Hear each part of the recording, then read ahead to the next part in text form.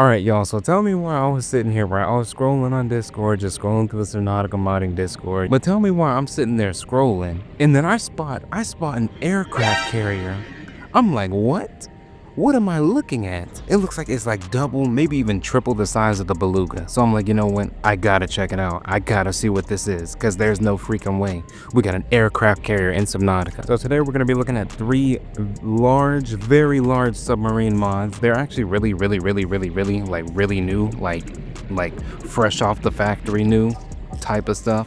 So don't expect anything too crazy. But these 3 submarines are called one's called the Dorsal Submarine, another one's called the Oarfsh, and then the big one I was just talking about is called the Genesis Carrier. So yeah, we're gonna look at them all individually, and then I'm gonna test them against the Gargantuan Leviathan, because why the freak not? All right, so the first one that we're gonna look at is gonna be the Dorsal Submarine. So let's just spawn that in.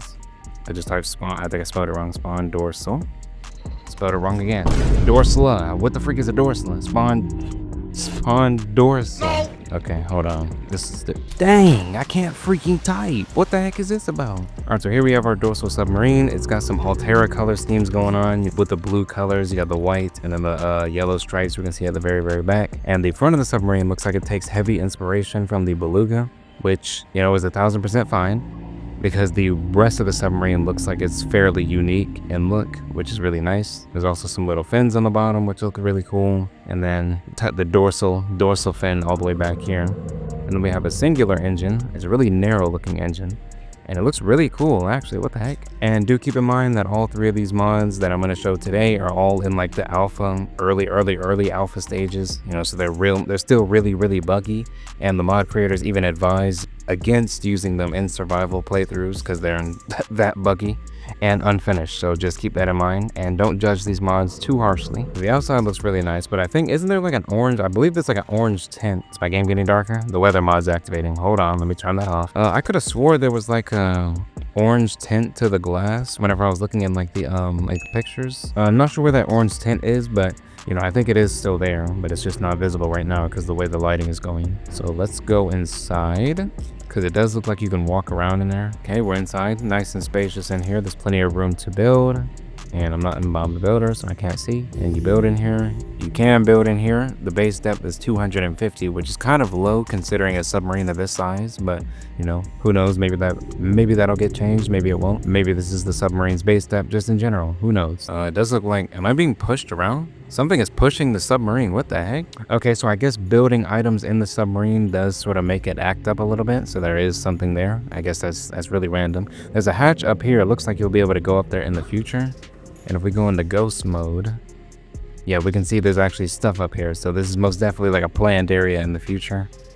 And then back here we have like this little bay area where we'll likely be able to dock vehicles, which is really nice. Okay, my character's doing the phasing into the ground trick. It's kind of funny to look at because you got this part of the submarine that's like well lit, and then you got the part up here and where the bridge is, where the actual glass and light would be coming through.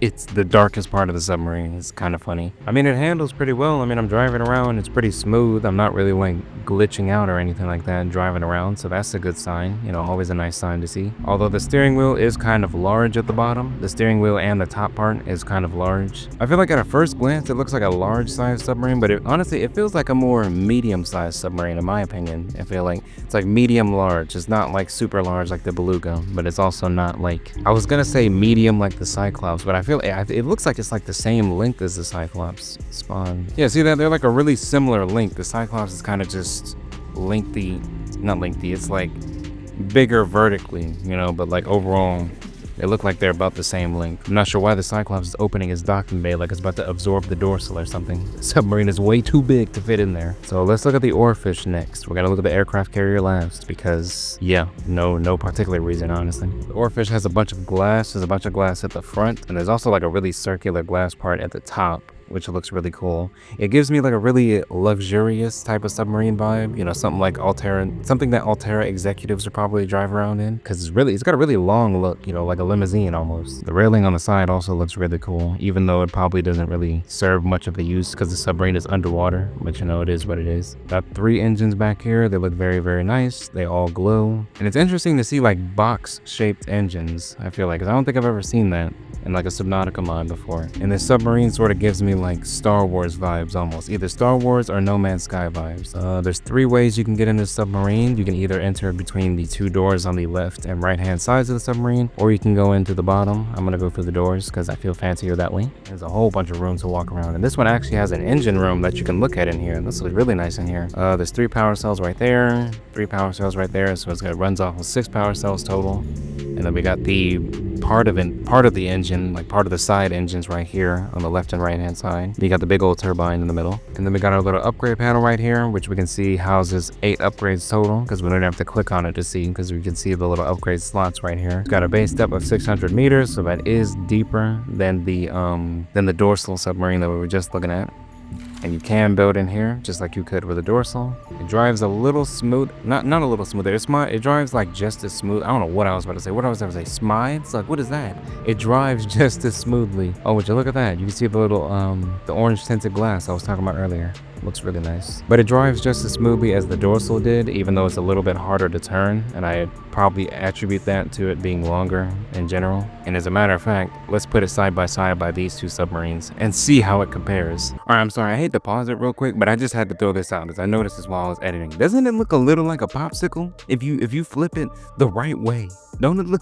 Doesn't this submarine look a little? It's shaped a little like a popsicle, just a little bit. Am I the only one that sees that? And that's not a bad thing. That's not a bad thing by any means. You know, it's just kind of funny to see, because by that same margin.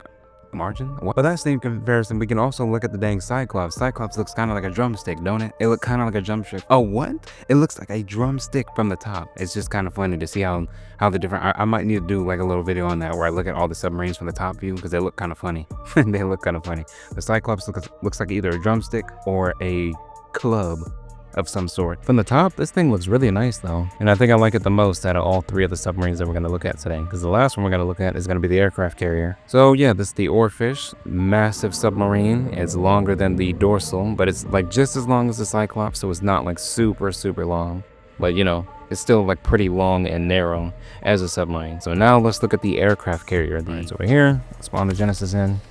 And that should load in properly. My goodness, this thing is massive. It's about to crash into that island over there. What the heck? It's like a super aircraft carrier, because there are super carriers in real life, but I don't think they're as long as this. Shoot, well, in that little spot right there, looks like where you would climb up on it, right? You board the aircraft carrier from the side. There's no like hatch or anything you jump on. You just, you know, jump on the side and then walk up these stairs. And then we have the big old aircraft carrier up here. Oh, yeah, those lights look nice. Let's make it nighttime. Oh yeah, that looks really cool. Now imagine if there's a way to change the color of those, like whenever this whenever this vehicle gets more developed, you know, like imagine if there's a way to change the color of these lights. Like that'd be really cool. We'll walk around up here. Now the game hasn't registered me like as being on a submarine yet, because it still says I'm like -5 meters, like I'm just on land. So I think I have to wait for my, because it's not gonna let me build until it like gives me that little prompt like I've boarded the submarine. Okay, there we go. See, now I can see the health of the submarine, the power, and now I should be able to build. Yeah, now I can build stuff on here. I keep saying submarine. It's kind of just like a force of habit, because like 80% of the vehicle mods in Subnautica are submarine mods, you know, so cut me some slack, just a little bit. You can build on this vehicle, even though it is a little bit glitching, because I was just floating. Yeah, I'm like floating right here. Okay, so I got out the steering wheel, and now I'm in this area above, I guess, but there's no way down, so I just got teleported into it like a trapping area. Like, what the heck was that? Doesn't look like you can drive it. I'm pushing W, holding S, you know, not moving at all, holding C to go up and down. None of that's working. So I guess you can't drive this thing yet. And I guess that makes sense, since considering how large it is, it'd probably take a little more as far as like programming goes to get this thing to work and drive properly. So you can't drive it, but you can build stuff on it. So, you know, if you wanted to make like a little platform base that sits above the land, above the land, what? Sits above the water, you could do this and just have this be like your little platform that you build stuff on. The engines on the bottom look really nice too. Kind of look like what's that thing they put on the cars? You know like the thing they put on muscle cars? They look just like this. I think not even on muscle cars. I think it's just like certain cars in general, but like they blow out that fire and whatnot. I don't know what they're called specifically, because I'm not a car person, but you know, if there's a car person watching this, they probably know what I'm talking about.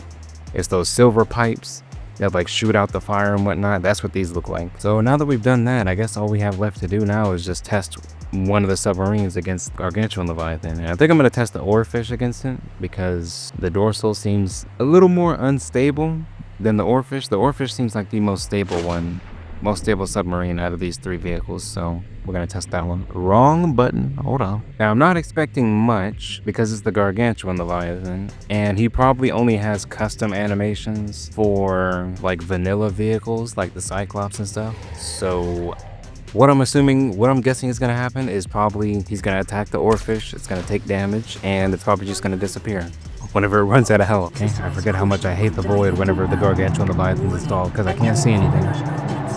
Now my screen is shaking, and he's roaring and doing all that, all the Gargantuan Leviathan things. You see, I hate how long he knows how massive he is of a creature, and he just takes his sweet time showing himself, and he always does it when I can't see him. It's like I'll turn around and there he is behind me, but I'm driving around just circling and I don't see anything. That's the thing about the Gargantuan Leviathan. He's super big. Oh my gosh, that scared the mess out of me. Oh my goodness. And he just ate the...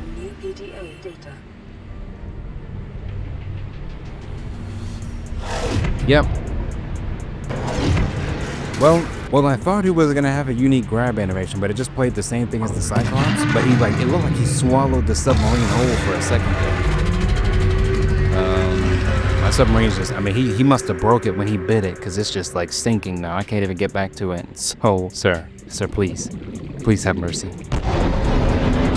The Gargantuan Leviathan, he's like Jormungandr, but for Subnautica, basically. I feel like that's what he is, the freaking world serpent, but for Subnautica. So what would he be? The world Leviathan, basically? I mean, nothing much else is happening right now. I mean, I'm kind of just like floating around. All three of these vehicles definitely have some really good potential though to be some really good vehicles in the future as they get developed more and more. I'm really excited to see how the Oarfsh is going to come out. The Oarfsh and the aircraft carrier especially, because I can't wait till you can actually drive that thing around. Like, I'm most definitely going to drive that into the void and do some crazy stuff with that, because I'd love to see the Gargantuan Leviathan try to eat that giant aircraft carrier. I mean, we know the Gargantuan Leviathan, he's big, but is he that big? I don't know. Don't know. But anyways, that is about all I had for y'all. Thank y'all for watching. I hope y'all enjoyed, and I will see y'all in the next one. Peace.